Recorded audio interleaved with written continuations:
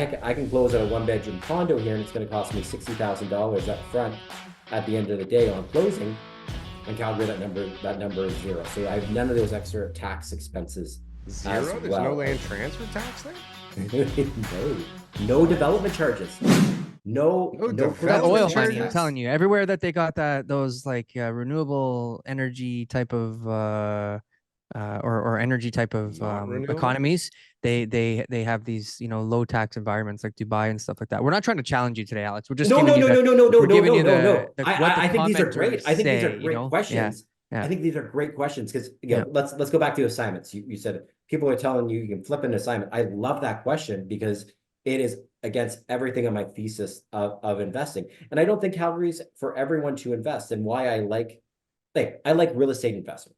That's purely what it is. And everyone I would say on here likes investing in real estate. And people are going to listen to this like the idea of owning real estate. Why do I like owning real estate? I like owning a hard asset that I can borrow against, that's under my name, and I can attach an income stream to it, which is the rent. I like growth, so I look at growth opportunities. When I look at Calgary as an alternative to where is that person going to invest? That my budget's $500,000. Where in Ontario with $500,000 without going into a second and third tier market can I invest? And if I go into a second and third tier market, that pricing is probably already inflated anyways, because we still haven't come down still from the highs of COVID. So it's just where are those people going to invest? And I like Calgary over Edmonton because I got the upside of the of that head office, that globalization. I think you have a cap in regards to what the upside of Edmonton goes. What'll happen is those people that as Ontario and British Columbia individuals move to Calgary, the people that no longer can afford Calgary, those locals will then move up to Edmonton. And then that'll have a cascading. You're definitely well researched. I think one of the obstacles that people have with Calgary is the track record, right? I mean, the last 25 years shows that it's been the boom bust market, and that, you know, each and every time that the energy sector has been impacted from some sort of global crisis, the markets in Calgary, I mean, they've got the highest office vacancy rates. Yep, you know, there was like $4 billion worth of salaries that, you know, walked out of Calgary in 2014 that, you know, never came back. You know, there's a ton of, you know, data that supports that, you know, the way that the world is changing and with clean energy and all that kind of stuff, that, you know, Alberta may not have the economy that it once had, or the potential that we think it should have, you know, with especially with the pipelines and stuff like that, not being able to be constructed anytime soon. And so I think that's what a lot of the Calgary agents, I've never even been to Calgary. My sister lives there, but I talk to Calgary agents, and so they tell me this. They're warning us. They're just like, look, why are all these Ontario people buying here? Don't they know XYZ? Da da da da da.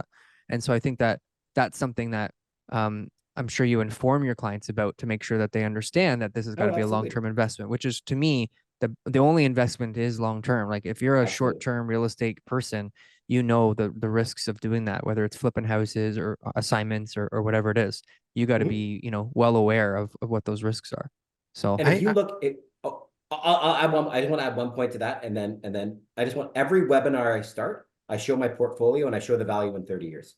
Every webinar, I spend 15 minutes showing people the wealth you can create by holding it over a 30-year period, because that's how mortgages are amortized. So I absolutely agree. Hold it over the long term. Sorry about jumping in. I just want to get that point in. Yeah, no worries. I just keep coming back to the same thought here. And I think I said it last week or the week before. It's like, people with your talents and abilities to kind of group these investors together that are willing to do this should really be directed towards putting that pool of money at a purpose-built rental building that's like managed by a proper manager, and that people are going there to rent and like live, and they can't get kicked out, and it's not front running a home for somebody. Like, I just keep feeling like, who was on the other week that also, like, the girl that was doing the BRRRR stuff, like, this takes effort and energy and networking and all the things required to get it. Like, do people in condos like having their neighbors be Airbnb Bs or like short-term or renters. Like, I just feel like it's all misguided. And especially when you're thinking 30-year time horizons and investors, it's like, why would somebody want to own just one condo in a building instead of a piece of a building? Hey guys, thanks for watching our clips channel. Why don't you go and check out some more clips? We got lots of other good content somewhere over here. Don't forget to like, comment, and subscribe. Boom. That was good. That was good. I like that. That was good.